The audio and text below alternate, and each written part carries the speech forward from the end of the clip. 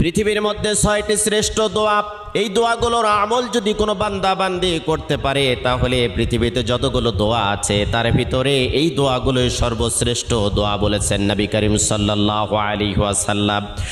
কোনো বান্দা বান্দি যদি যতই বিপদে থাক, কষ্টে থাক, দুর্ভিক্ষে থাক, উৎকণ্ঠার মধ্যে থাক না কেন, সকাল থেকে সন্ধ্যা পর্যন্ত যদি কোনো বান্দা বান্দি দরুদ শরীফের আমল করতে পারে, রাতের বেলা যদি দরুদ শরীফের আমল করতে পারে, হাজারো অশান্তির দাবানল থেকে আল্লাহ রাব্বুল আলামিন শান্তি দান করবেন।